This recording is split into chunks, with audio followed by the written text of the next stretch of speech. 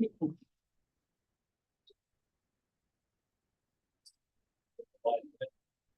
then as soon as it's on YouTube, it'll be there.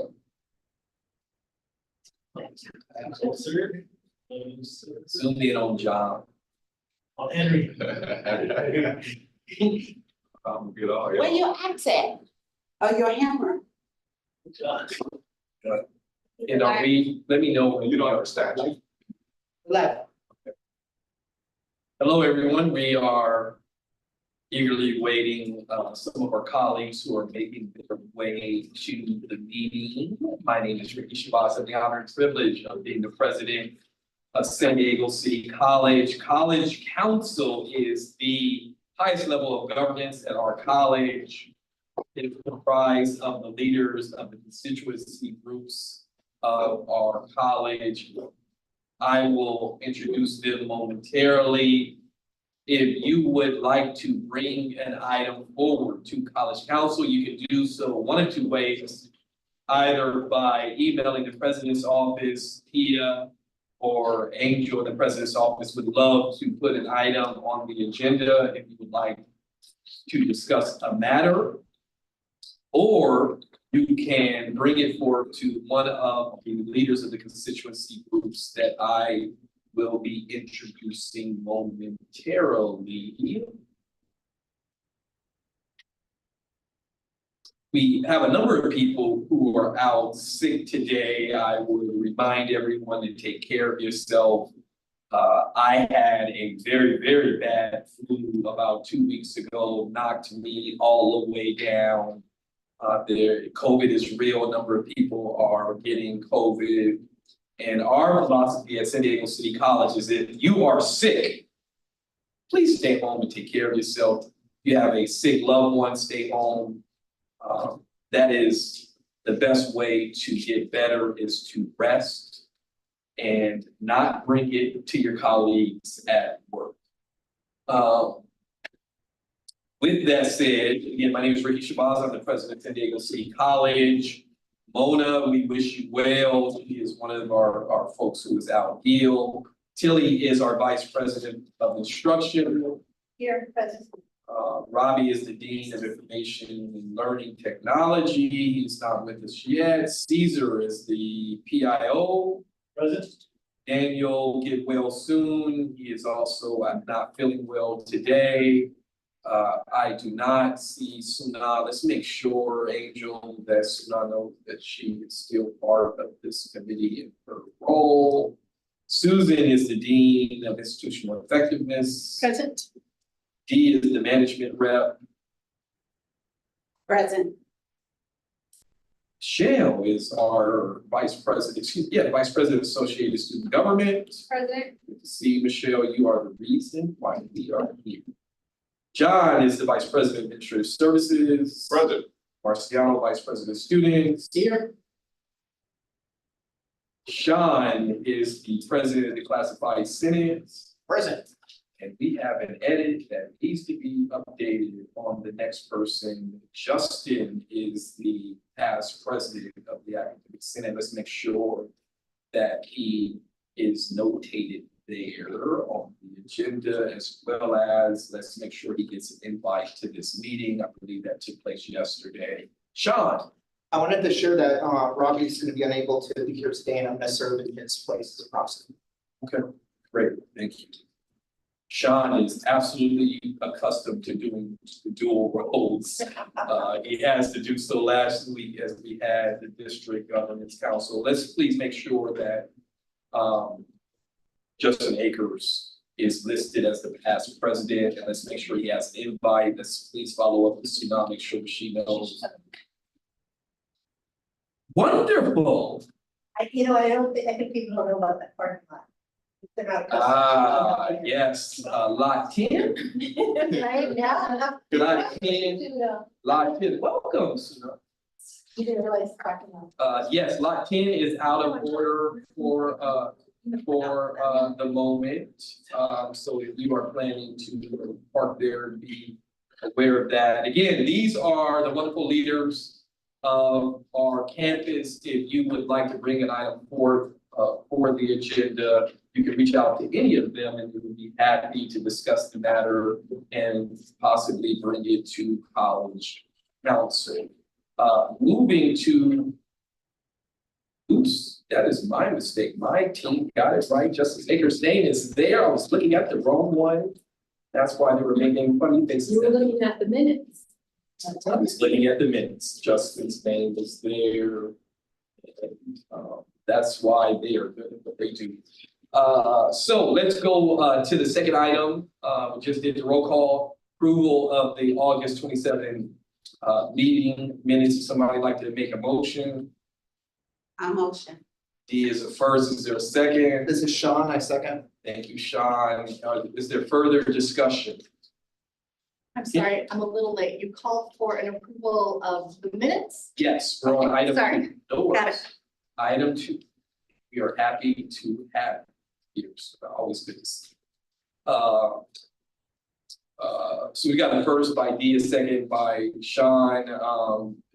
Any other further discussion? All in favor indicate by saying aye. Aye. Anyone want to abstain? We've got one abstention, 2 abstentions. Anyone corrections or otherwise, motion passes. Item 3 is a discussion about hiring. My office is updating the hiring document, but you can go to the college's website and Google hiring process. Probably the #1 question that I get on campus is how do we hire a classified professional? And we are addressing that in the hiring process document that we will send out to the campus. But what I would like to do in the meantime is have each one of the vice presidents go over their process for prioritizing hiring in their area. And so in no particular order, but I know that she's eager to go first, Okay, so I'm gonna turn it over to Tilly. okay, I guess I'm going first, so, well, welcome back, everyone. This is exciting for me, my first college council meeting of the year. So I was just thinking about that, hiring process. And we're hiring, our classified staff, and when we look at that process itself, it's probably gonna be very similar in the 3 divisions that we look at, or 4 division areas. But for the most part, everything, in my area in instruction, first of all, it needs to make sure it's in program review. So hopefully everything that people look for, they bring up forward in that. And what we've been doing in the past, and it may be in a cycle where people haven't received communication because things have changed over the last couple of years with et cetera. So I asked that each dean of a school prioritize their own areas of the classification of what they want to hire. And then they bring that forward. But what does that mean? Oh. Tilly? Okay, so the program review, they bring it forward and say, I need to hire whatever, maybe an ILT, et cetera. Then that school itself needs to vote and decide which is the top 1 or 2 that we're gonna put forward for the campus, of what we're gonna vote on. Eventually, you collect all those in instruction, and they come together with the dean's meeting and myself. We do the same thing. We actually have a Google Doc that we've done, and this was very interesting because the deans always vote for their own. Well, so, I mean, it's kind of a given, right? And so it's like, what are the top? I always like to know what are my top 5 positions, because at a given moment, you never know when he's gonna walk in and say, hey, guess what? Something happened and we have these positions. You always want to be prepared. And so, but it's interesting in instruction is we have all the schools that have all the needs that they put in. And then my office also has needs as well. And my office, when I say that, I oversee the curriculum. You know, we oversee the individuals in curriculum, we oversee individuals in different areas as well, tutoring, et cetera, that. So I may bring some of those too. And then we have discussions, and sometimes they're really difficult discussions to sit down and say, which one goes first?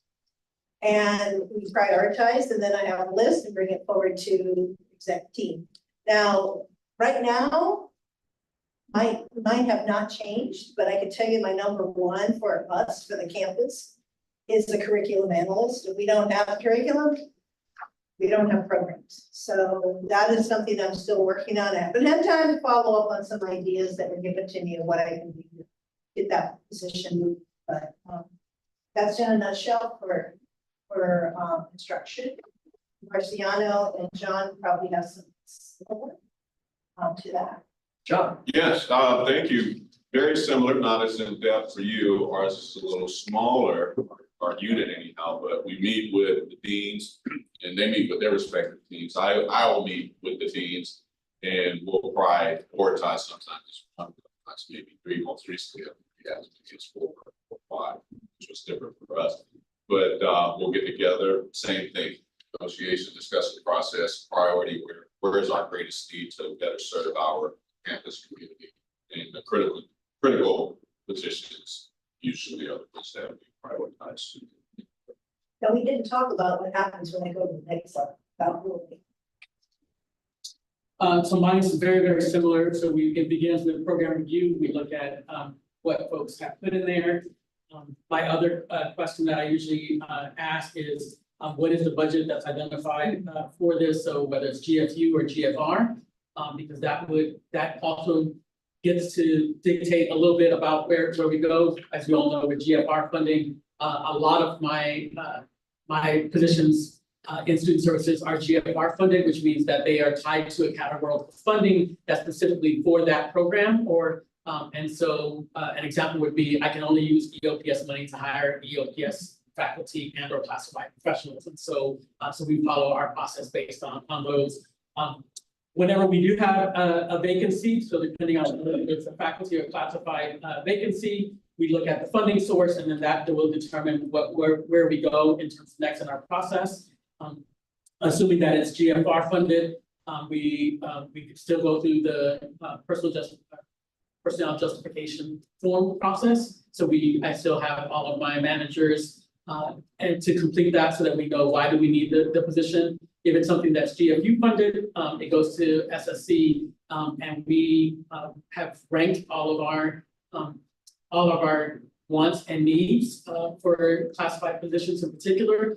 And then we go off that. Most of the times, folks have a vacancy, they just want to kind of replace their position, but we tell folks that it goes through the process to make sure that we don't need to shift that position someplace else because we have a greater need in another area. And then ultimately in Student Services Council, we come up with a ranking for all of our top positions that we can use whenever we do get a position that's not GFR or GFP funded, or I should say that a new GFP funded position, and we would be able to go back to that organization to move forward a position.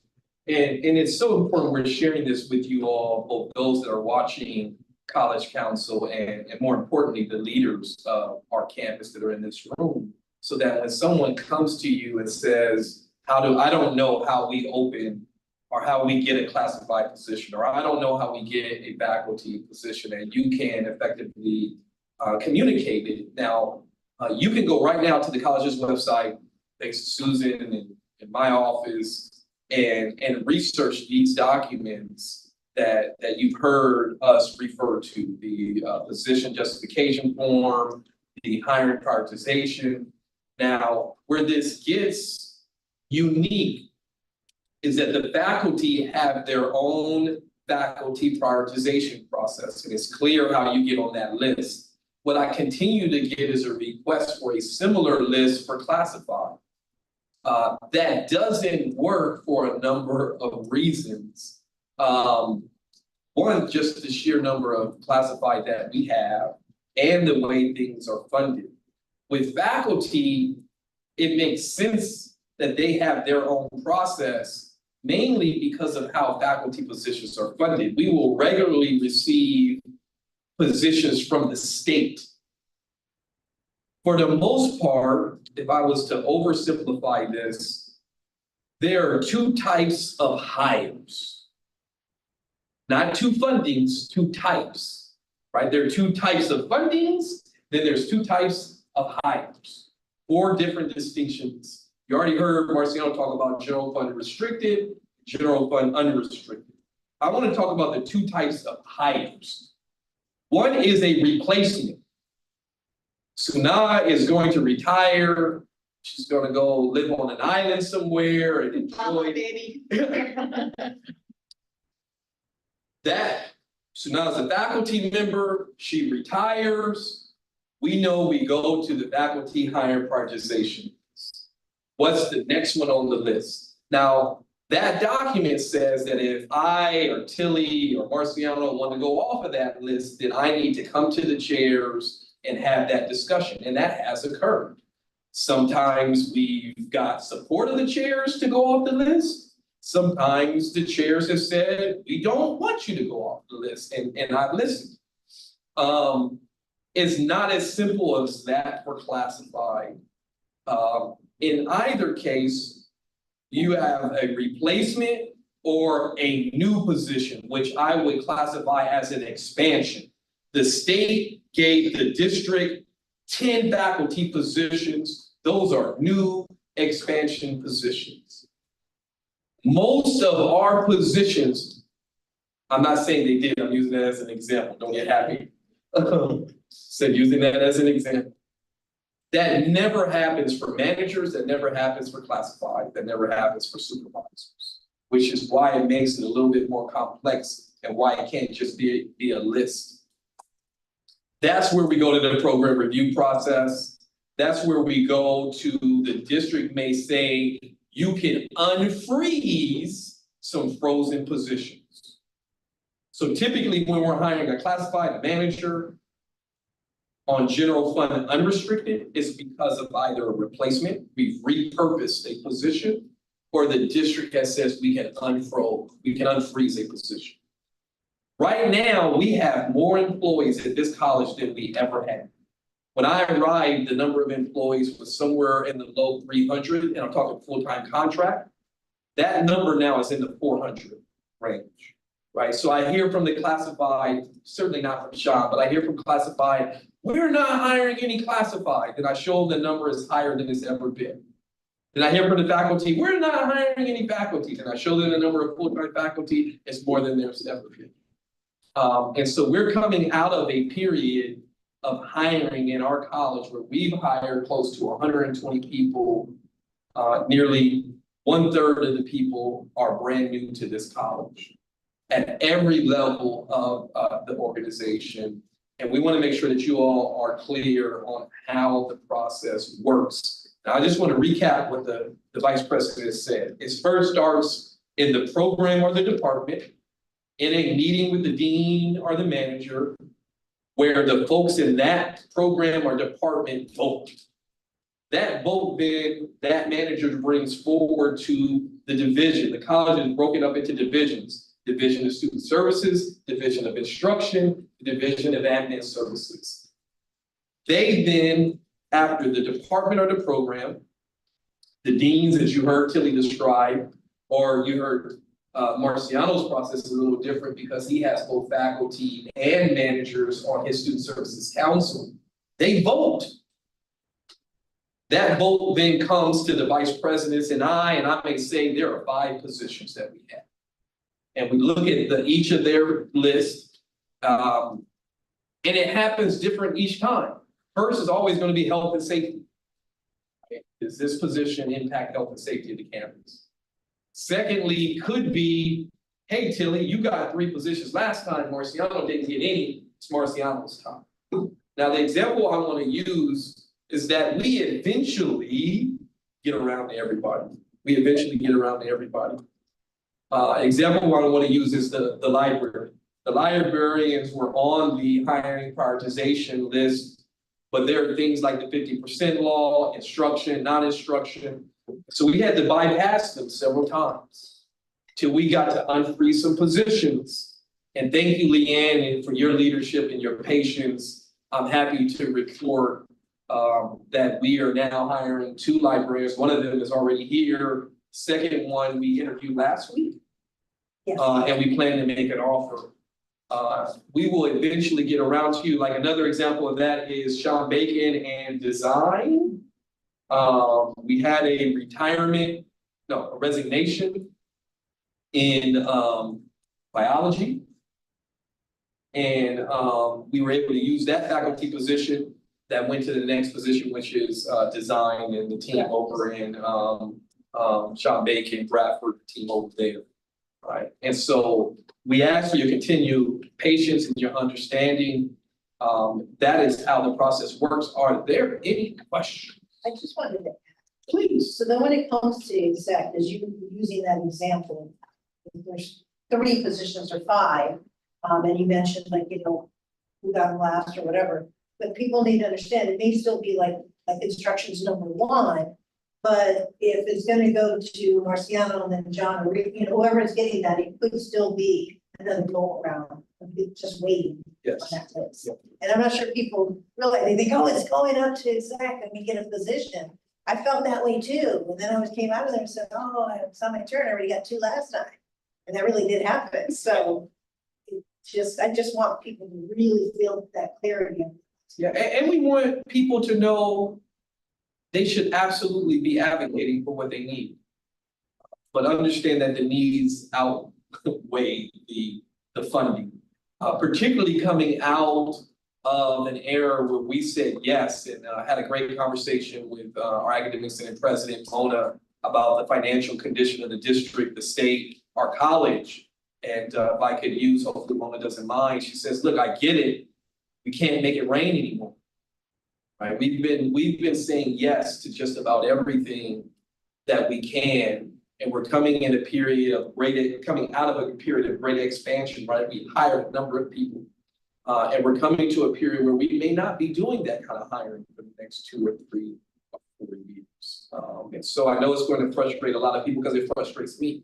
I see the needs. I would love to hire an ILT over the SEEDS program. And while I'm speaking about SEEDS, I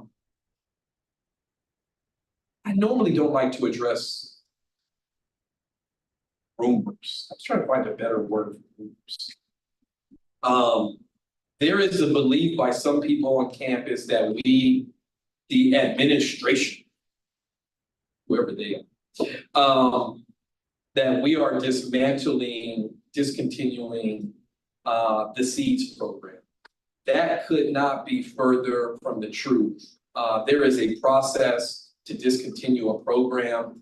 We haven't even had those discussions. I understand there was a meeting in the department that may have had a discussion.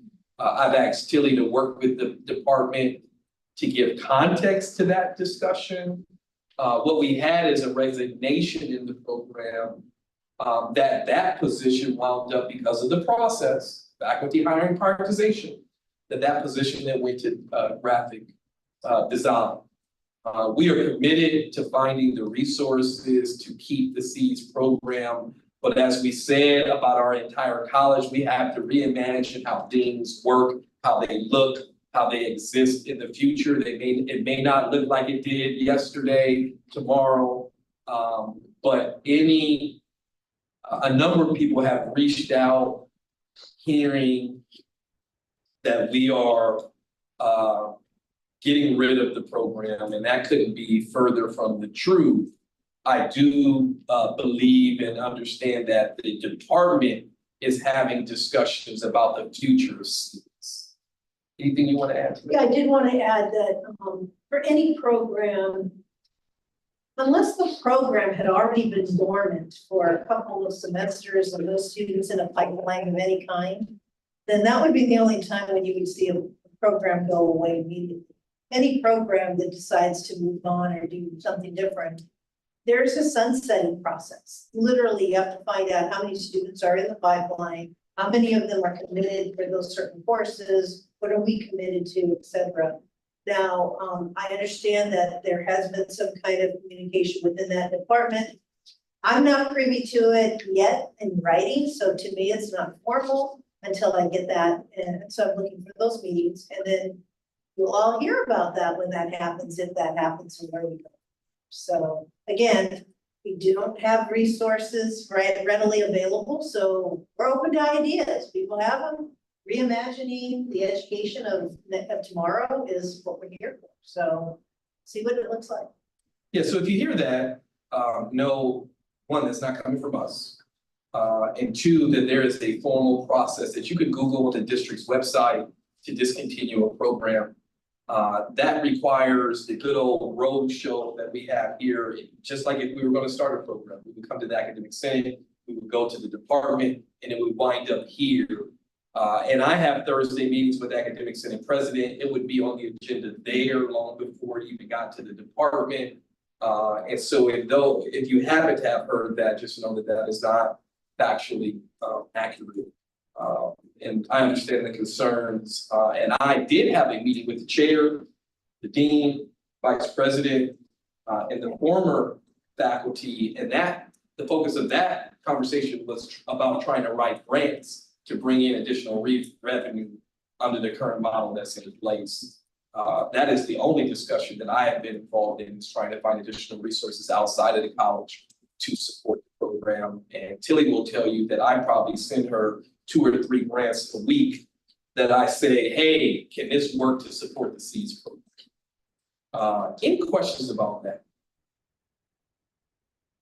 So I was joking with Marciano today about this very topic, and said, well, Marciano, you know, we haven't talked about that in exec cabinet, we haven't heard it, so you should know that long before we even thought about doing something like that, that would come here for a discussion. And it would be in an agenda item, so just know that that's how the process works. Speaking of process, and speaking about the college's budget realities, I wanted Marciano to talk about item 4, which is similar to item 8. So we're not having an 8 because 4 and 8 are the same thing. Marciano, you want to provide an update on the district allocation categorical programs? Yeah, so one of the things that's on the board agenda for Thursday are some of the allocations for our categorical programs. And I think we chatted about this at one of our former college council meetings, but that there has been a decrease in some of our categorical allocations. There are some programs that received some COLA and increases as part of their categorical funding. So for instance, EOPS, DSPF, CalWorks, that all saw a little bit of an increase. And then there were other programs like our SEED budget, which includes equity, basic skills, and triple SP, which did not get any increase and actually saw a little bit of a decrease in funding. And so we're looking at about a 4% decrease in some of our categorical allocations. We will be working with all of the budget managers over those areas to be able to talk about our spending plans moving forward. But I think this really ties into our other conversation that we just had, that times are changing. And so we're seeing some cuts in things that we need to be more strategic about how we're spending some of these funds. And knowing that a lot of our funding is currently tied to salary and benefits. And so, you know, that we're not saying we're cutting folks, but it means that we're going to be able to do less programming because our money is tied to the actual salary and benefits. And so, you know, my caution is just to remind folks that, you know, the days of going to lots of different conferences and the travel that we've been doing, and a lot of the kind of PD things that we were used to doing, some of those things are going, not that they're going to all go away, but they're going to be some limits to some of those things. And so we just have to kind of be prepared for that. But all that to say is that we will see some decrease in our categorical allocations that we've seen. And there are, if you look at the sheets that were provided, there is a formula that's being used. So some of our categorical allocations are tied to headcount. They're tied to Pell recipients. And some of them are not tied that way. So as you see for each of the allocations, you'll be able to see what formula went into identifying how we were allocated that. So I don't see it in the package, but we will get it out to folks. We have to give them said that. Yeah, and I've asked the vice presidents to make sure that they work with the managers, faculty, classified, and the supervisors to have these budget sheets. So Marciano, what would you, if I was at my desk right now working on a $50,000 idea, because I know you got some equity money, what would you tell that person? The pinata is dry. There's no money in the pinata. No, I would say, we have to again be we're trying to live within our means. We realize that there are some great programs that we want to do, and that doesn't mean that we're not going to do them, but it may mean that we're going to have to shift some of the resources from one thing to another, if we want to see them happen. And we're going to have to prioritize some of those things. And in particular with equity, my answer always is, how does this tie into our equity plan? How does this move the needle for our most disproportionately impacted students? And if we can tie those two things together, then I think we can look at the resources, but the days of just making it rain for folks, in particular with equity. Can I add also that they can also start looking for grants on that as well, Oh my goodness, they could write a grant? write a grant. And, in the old days, and I'm not talking like, but pre-COVID, I should say, pre-COVID, people used to look for, I can write a grant if you can help find me some funding, so I can write it. I don't have any money anywhere, so this is gonna be out of the kindness of your heart to be able to get that coming through. And maybe we can work, let me, thank you for that. I'm just throwing- And I want to shout out Leslie It's Easton. the same thing. Leslie and her, it is probably, and I want to show some love, one of the most successful grant writers on this campus. She's got one we're waiting to hear about right now that we're pretty sure we're going to get. Maybe we can work with Leslie and Marco to once a semester having a grant writing workshop of some sort of flex activity. But if you want to figure out how to write some grants, I'm sure that Leslie would be open to sharing her strategy. She is very good at it and understands the need to do it because her program is largely dependent upon student fees, which fluctuate year to year. And so we don't have to ask her. She goes out and has figured out a way to bring in the resources. So Leslie, let me honor you and say we appreciate your efforts. And there are others. Leslie's name came to mind because I was just giving an update about one of the grants that she recently wrote. And I'm sure she's such a giving person that she would be willing to share those strategies. One last thing I'll say, and then I'll come to you, Sanaa. Marciano, I went to 6 conferences last year, and I want to go to those same 6 conferences. My answer would be, we have a more centralized process now with professional development. And so Equity gave professional development a set of money to be able for them to have folks apply for conference travel and PD opportunities. And so there is a centralized process that will take into account how is this tied to your job. How many, have you been to this conference before? Are you presenting? Are you on a committee? Any of those things that tie into them making the allocation for that. So that's one way to get it. But I think it's just real, again, going back to the reality of where we are, that if you're someone that went to 6 conferences last year, the chances are that you are not going to get a chance to go to 6 conferences this year, that you might be able to go to 1, maybe 2. Sanaa. Yeah, I love the shout out to Leslie. I think she does amazing work, and I love the possibility of getting these grants. I do want to flag, we are developing a grant writing sort of process through city planning. And in doing that, I just want to flag that writing those grants sometimes burdens a whole bunch of different people. And so that process is going to make sure you Yes. have all of your checks in before you just sort of go ahead and then at the last minute say, hey, Susan and Brittany, give me all the information that I need and I need it tomorrow. Never happens. So I just want to flag that so that Yes. people aren't like, oh man, we're gonna do all these grants and then research gets slammed because. Because Susan's area is one of the areas negatively impacted in the reduction of these categorical programs. And thank you for that, Sanaa. So one, it put a smile on Susan's face, which I always love to see, but it also allows me to support what you're saying and say it just a little different in that if you are writing a grant, you should and you must include financial support for the research department, because there is going to come a time that you need their help in reporting of said grants. And that is an absolute requirement in order to write grants. And to some degree or another, we may need you to even include support for the business office in said grant, because you're gonna need someone in the business office to help with financial reporting for those grants. And Suna, you did that excellent without me even having to request that. And those are two musts as you are writing grants, is to make sure that you write in the support for research in the business office.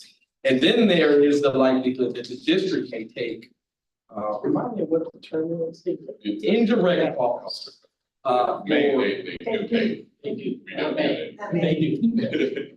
Or even, Yes, so those are things you need to account for, but look, those revenues that you bring in through the grant will pay for itself, with those additives for consideration as you're writing said grant. Any Can I just other? add one thing to that, is to say that, whatever you pray to, we have 4 grants that we have, that we've submitted for in the last month through student services stuff, so light some candles, say some prayers, whatever it is that you need to do to because to your point, you know, Leslie has 3 grants, but we also just submitted a parent grant through, Adan, Nydia, and Clarissa submitted a parent grant. They're waiting to hear back from too. And Liz. And Liz with the trio, There's some folks we got some grant writing folks, and when you go into probably the next 2 or 3 to 5 years where funding is going to be stable, those folks who are going to be writing grants, you're going to see them get things that the non-grant writers, because I can hear now, how is mental health getting positions, or how is Liz getting the positions, because they wrote grants to be able to get those positions. Let me put this in context and we'll open it up. For the last, what would you say, 3 years during COVID, or was it 4? We've averaged an additional $5 to $6 million a year. So just doing some quick math, that has been an extra $15 to $18 million that we've had to say yes to some things that we are no longer going to be able to do. And let me say many of the things that we said yes to have become permanent fixtures on our campus. We did some great work with those resources. And so the grant writing allows us to continue to bring in that kind of money for specific programs. And so I would ask Tilly to follow up with Marco and Marciano to follow up with Leslie. Maybe we do want to grant writing workshop a semester and bring in those folks who have been successful in writing grants to offer tips to those. So again, if you are sitting at your desk and you're watching this, and you had a proposal that you were waiting to fire off to Marciano or Tilly for some equity or basic skills funds, know that those funds are pretty much accounted for, but there is a process for equity that each year they put out about 100. this year they had about 100,000. Right, and so that would have been your opportunity to request those funds, so be on the lookout for those emails. Any questions? Yeah. I just wanted to add to that, going back to the handout that we were mentioning regarding categoricals. You can review the measurements and the calculations compendium, which is on our budget website as well, for all categories. Any questions? So D, if somebody comes to you in nursing saying, and there's a big nursing grant that I sent you information about this Yeah. week, I saw that's it. coming through the pipeline, you gotta get ready, that might be like $2 million worth of, but if your folks came to you saying, we have needs, how would you help them? First, I asked, what are their needs? And then 2, of course, I apply for grants to apply the needs, not just for the faculty, but for our students, because they are in dire need. Great, and I would just add a couple things. One, is it in program review? Is the thing you want, is it in program? B, do you have a budget for it, or are you requesting a budget? Because if you're requesting a budget, We operate our college off of about $1 million worth of discretion. Let me say, for the needs that we have, we're coming off of having 15. That's not a lot of resources, but we make do. We get creative, we're City College, we continue to help our students. Any other questions about that for the good of the order, any other statements? Upcoming campus meetings is just FYI, we've got a Chancellor's Forum on the 18th. We'll be meeting with the managers tomorrow. Thank you, Dee, for your leadership, working with the team. We changed the time of the meeting. The meeting in October, the supervisors are going to be invited to see about the district's EEO plan. Our campus board meeting is on the 10th, corporate council on the 11th, and the vice presidents and I will be meeting with our student government, Michelle, on the 23rd to hear from the students. You all are welcome to join us at any of these events. Number 6 is something that's very important. I'm going to turn it over to Marciano momentarily, but what I want to say as a reminder, today is the election debate. Hopefully you all watch it. I know one of our amazing faculty members is having a watch party. I will be watching it. Judging from the last election, we know that people are going to respond a certain way based on the outcome of the election. What I'm here to say is vote like your future depends on it. Please vote. Also know that we are likely to not know the outcome of the election for a week or two if the history is a predictor of the future. And we are taking every step possible to maintain a civil environment where people can like or support either party and feel safe to voice their support for either party. With that said, we know from the last 2 elections that it has had an impact on certain populations of our campus. And I want Marciano to share what student services and others have put in place to account for that we are a public college that attracts opinions of various nature. So Marciano? Yeah, so there are a couple things that are happening. So one, in the packet, you'll see the election preparedness communication plan for students. This is the district plan. So we will be, we'll be emailing students, we'll be texting students, reminding students about registering to vote, reminding them about deadlines to vote, reminding students there will be a canvas announcement, reminding them about the election and again about preparing for voting. And then there are some websites for them to visit to kind of get educated. So as Ricky said, we're less about who to vote for and more about like, are you registered to vote? And the fact that this is an opportunity for you to share your voice, whatever, and in whatever way you want to use it, but that you got to use your voice, which is your vote. So that's the first thing. The second thing is that I'm currently working with Lori Oldham in student affairs to come up with our own, that's modeled after this plan, our own plan about how we're going to outreach to students. She is working on a voter registration event that will happen on campus prior to the October 21st deadline to register to vote. So she's working on a plan for a big event and working on a communication plan in which we will be able to market voter registration efforts for our students so that they are aware. And then the third thing that's tied to that is we're going to be, again, sending out our free speech brochures and developing a marketing campaign or an awareness campaign, I shouldn't say marketing, an awareness campaign that basically reminds folks that, you know, the difference between free speech and hate speech. There are lots of things, if we remember from the last election, they were, you know, I remember getting some requests from folks saying, you know, someone is wearing this shirt and I feel triggered or I feel unsafe. I can't tell someone not to wear a shirt that says Make America Great Again. I can't tell someone not to wear the red hat, for instance. What I can tell you is that we have resources for our students and for our faculty and classified professionals that if you are if those things trigger you in ways that we have folks that can help process through that. So for our students, we have student health, mental health, that can help students kind of process the things that are happening. For our classified professionals and for our faculty, we have EAP that there are things, you know, if we, as you're dealing with, and I'll just give an example. I have lots of folks that I've unfriended on Facebook just because it's that time of the season where I just don't want to be involved in that. I don't want to have to choose between family and politics. And so I choose to unfriend them until after this season is over. And then we go from there. That's a strategy that I use, but that is not, I'm not saying that's what you have to do, but that is, you know, we all have to kind of deal with this stuff in our own way.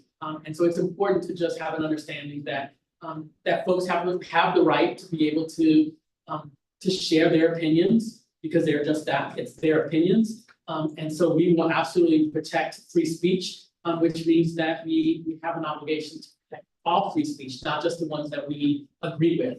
And so that is probably one of the toughest lessons during this election season, is reminding folks that you may see folks, you know, with shirts or hats or paraphernalia that doesn't align with how you're thinking about voting or how you see things, but it doesn't mean that it is hate speech. That's the big difference. Because I get folks that say, I don't want to see that, and we can't limit that.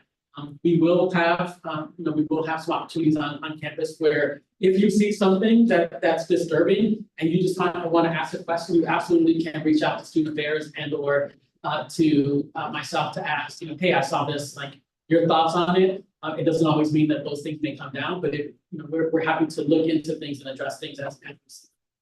And I would add that the rules for allowing people on campus have changed over the years. There was a time where we could restrict a group to a certain part of the campus. That is no longer the case. And generally speaking, as long as someone is not impeding or obstructing access or causing a nuisance, and let me define nuisance, like I can't bring my car and onto the campus and blast some music, period, no matter what the music is.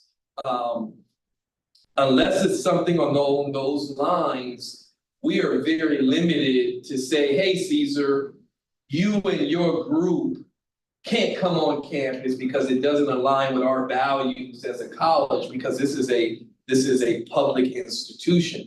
Now, we can dissuade Caesar and his group from coming, but the people who come on college campuses and target college campuses, they tend to know the law very well. And in fact, in many cases, they are looking for us to engage them in a way that would possibly lead to a lawsuit. And so as Marciano, I want to just reiterate it, we're going to relaunch the See Something, Say Something, reach out to Marciano, reach out to student affairs, but what's important is to not engage these folks. When these folks come on campus, they go through training to get SUNA excited. They come on, they go like they are professional antagonizers. And so it's best to not engage them because that is what they are looking for. And I know a lot of times our students will tell us, well, why can't you keep these people from the campus? And that's because we're a public institution and there are some groups who seek out college campuses to have these things at the core of their discussions or focus. Any questions about this? This is important that you all carry this back out to your areas so that you Sorry, they just. are aware of that.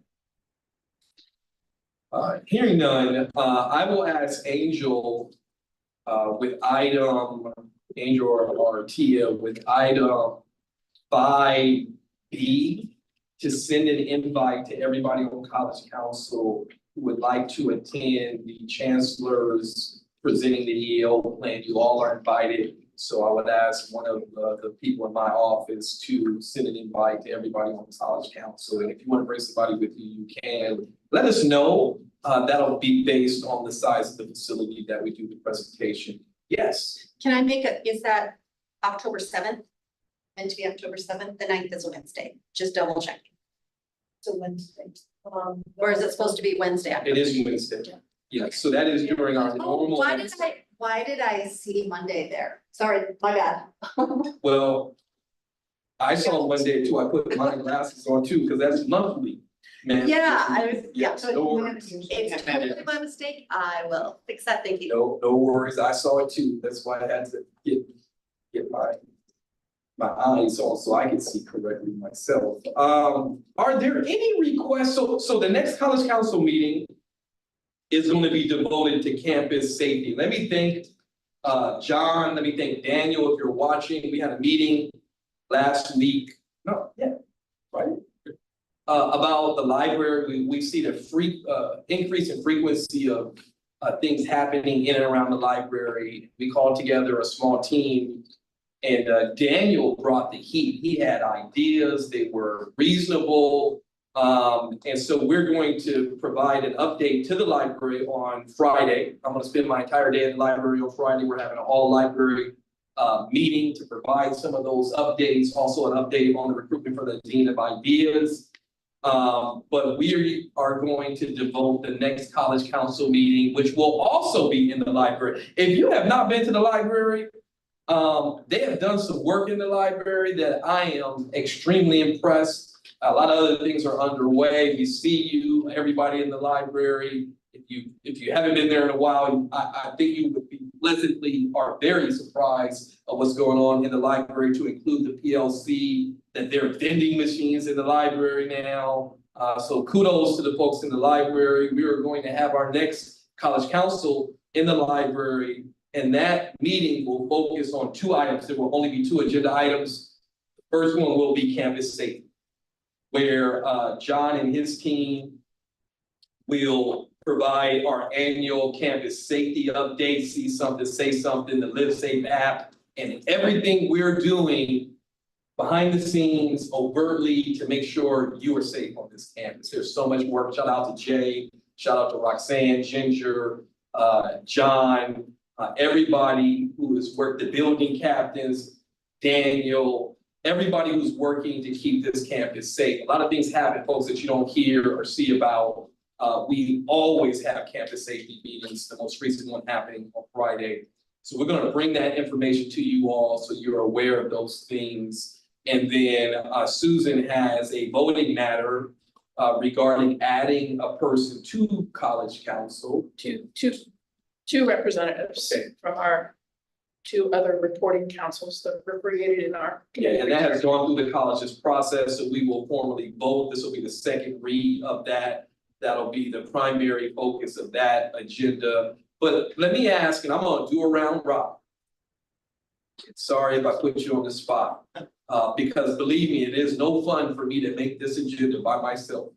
And I wanna make sure this time is used for you to bring forth items that you would like to learn about. And so, you know what, let's add a third thing, because I'll give you some time to think. The third thing would be additional agenda items. And Sean, is there anything you'd like to see presented at College Council? We, on behalf of the Classified Senate, we've been working on a project that we're really excited about. We're putting the hard work in this semester, so I think we'll be ready to present to College Council Okay. later in the semester or early spring. Okay. And that's the work that we're doing on Caring Campus. Great, and please just work with Tia, our angel, to get on that agenda item. We've got something from the classified professionals, D from the managers. I will be meeting with them Okay. on Thursday. Okay. And I'll bring it up. Great. Angel, No, I don't have any. Caesar. I do want to promote our news center and our news updates, just to. Great. And let me say, Caesar and his team, we have the best marketing team, folks, in the country. Hands down, if you saw the colleges that are borrowing our ideas, you would know how amazing our marketing team is. Caesar, I'd ask you to work with Tia, Angel, to get that on. Marcelo, anything you want to see? I think we just added it for our next meeting. Safety. Well, one that's missing for the next meeting, because it is in the library, was actually in the library as well. Is that not that one? Or is that? That is a different meeting, we're just Okay. having the meeting in the library, Okay, yes. I misunderstood it. But you can use your time, let's add that to the agenda, now we're up to 4, now y'all know how I am with these agendas. So we'll kick it off. Am I supposed to be, oh, no. Okay. Let's add that as the first thing is update, the first agenda item will be an update on the project. We should have someone that I'll ask Tilly to work with you all to figure out who's gonna be the spokesperson for that. Michelle, is there anything that you would like to see in these meetings? Okay, please take that back to your student government and see if there's anything that the student government would like. Suna? Not for the next meeting, but for the November 19th meeting, Tilly and I would like to do a presentation on predictable pathways. Okay. Because we will have been just completed our first site visit, Okay, on Friday the 15th for the enrollment management. I love, that's an agenda item that I did not have to come up with on my own. Susan has one next meeting, but Susan, is there anything else you would like to? Not at this time. I know there will be some things coming forward for Yes. city planning over the course of the semester, but we don't have dates yet. Yes, It's the grants process. and you're always great at bringing agenda items, I don't ever have to twist your arm to keep those up. Tia, and let me say, just publicly that since Tia has been back, she has been killing it. She has saved me a number of times. And, she is on the job. Don't take And, that. and then another day, I'll tell you all the story of how she came back, which is a funny story to me. Tia, I'm super happy to have you back in the office. Welcome home. I'll try to leave this again, please. Thank you. We've got some agenda items. Hopefully, Angel and Tia, captured those, and we will add that back on the agenda for the next time. Again, the next meeting is 2 weeks from today. You will get a reminder if you haven't already received one. The meeting will be in the library so we can showcase. My goal, as I promised to Leanne when she became the chair, was to get people in the library who has not normally visited the library. And I hope I've kept my end of the bargain, because my word means a lot to me, to make sure that I deliver what I make a promise. Are there any other updates for the good of the order? Yes. On October 31st, from 11 to 12:30 in the cafeteria, we're having our classified forum with the president's team. Everyone's invited. We are going to be asking questions and concerns related to classified, but everyone is invited. And if you have questions pertaining to classified from your respective groups, we're going to be sending out a DL. It's also listed on our classified Senate page, a form submission form. And I love that day. Thank you, Sean, for your leadership with that, and the vice presidents and I welcome. Like, we've learned so many things.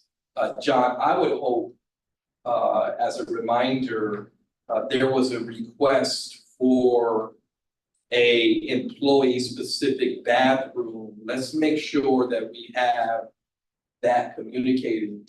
Folks, if you don't know where it is, actually right behind us, but it might not be properly labeled because it does say faculty. Maybe we get the sign change between now and then to just say employee bathroom, to honor that is where one of them are. If there are any others on campus, let's have a map, because that was one of the requests that I remember vividly that came out of that meeting. But I enjoy making sure that our classified professionals have a platform to bring concerns or ideas forward to the college's leadership. So looking forward to that day. Michelle, working with Marciano for the student forum, we're going to give away a laptop somehow that day. I would hope, Marciano, that we would bring back Medali for an update on the Undocumented Center. I got a chance to visit the Undocumented Center, folks. We have an amazing leader down there. If you haven't seen it, please stop by. Susan, if you haven't been to your old place, you might want to go down there and see what she's done some decorating down. So, it shows what is possible. We have amazing leaders on this campus, and she is one of our shooting stars here. Any other updates? Hearing none, Sorry, one second, Yes. Sean, could you repeat the date of that for me? October 31st, and we will have a Halloween costume contest, so. and the president, I hear the president and the vice presidents will be entering that contest. We gotta figure out how we're gonna dress for that day. So we're putting that on the agenda. You're smiling a little too hard over there, Tia, about that. So with that said, folks, enjoy the rest of your day. It's always good to see you all. Take care, everyone. Thank you.